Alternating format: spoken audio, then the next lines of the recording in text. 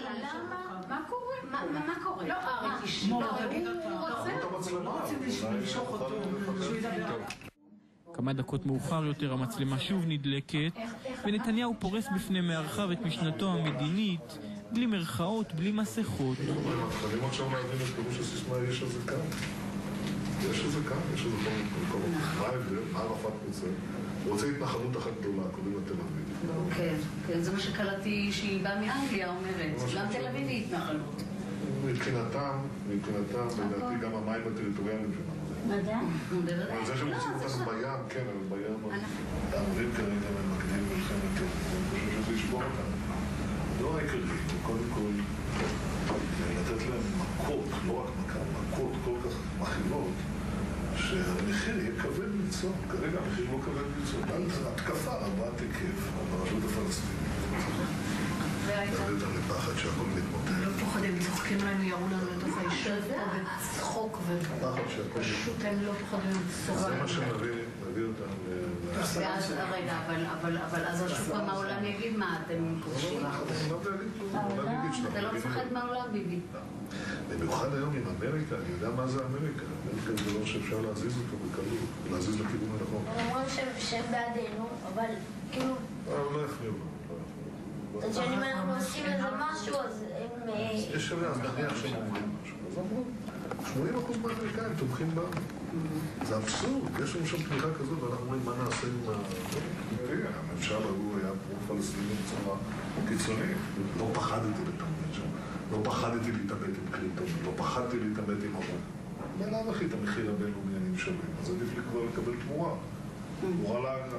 אוסלו, מילא הבאנו להם דברים עכשיו אנחנו לא יכולים לקחת אותם חזרה, אם לא ייתנו לנו אותם בחזרה. קודם כל, אוסלו זה מערכת, אתה צודק. א', אני לא יודע מה אפשר לקחת. יש לו דעות פוליטיות, תאמין לי.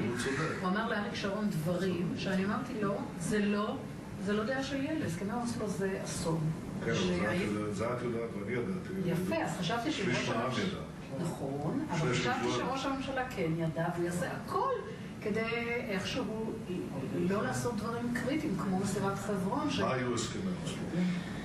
הסכמי אוסלו שהכנסת חתמה עליהם, שאלו אותי, לפני הבחירות התקיים, כן, בתנאי כפוף להדדיות וצמצום הנסיבות. אבל איך אתה מצמצם את הנסיבות?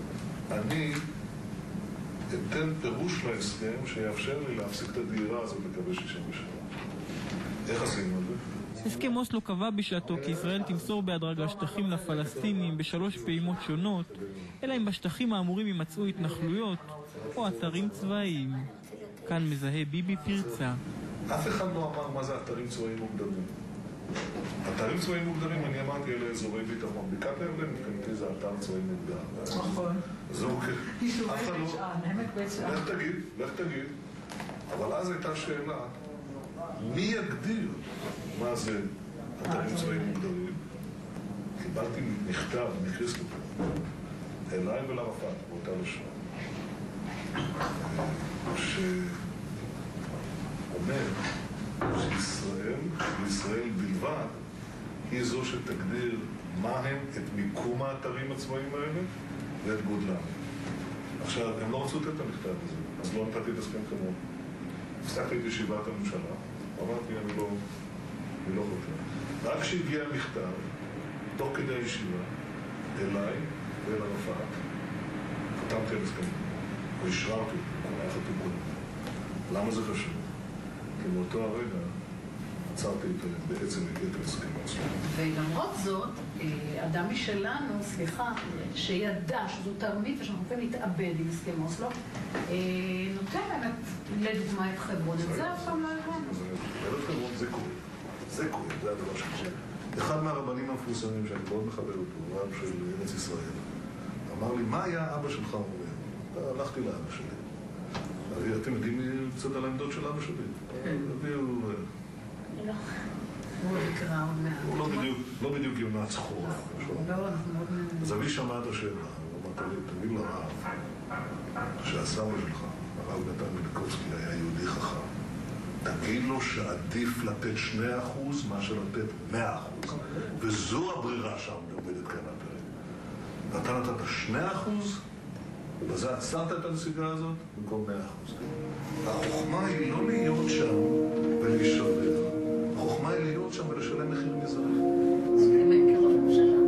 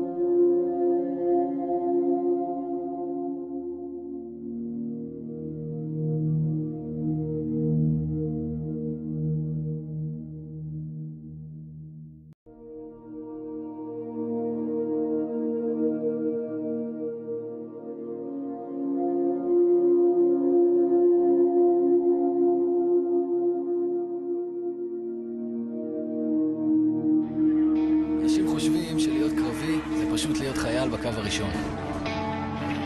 להילחם ישר מול האויב, אפילו תחת אש. אבל האמת היא שלהיות קרבי זה הרבה מעבר. להיות קרבי זה לתת את כל כולך בשביל מה שחשוב לך. בשביל מה ששלנו. בשביל מה שאתה אוהב מכל הלב. להיות קרבי זה להגיע עד לקצה, ואז לתת עוד פוש. להוציא מעצמך את הכי טוב, ולגלות את כל הכוחות. כי להיות קרבי זה להיות האדם שאתה יכול להיות. החבר הכי טוב שאתה יכול. המפקד הכי טוב שאתה יכול. זאת המטרה. אז תהיה קרבי על החיים שלך. קרבי על העתיד שלך. קרבי על החברים. קרבי על המשימה. מעל הכל, תהיה קרבי על המדינה.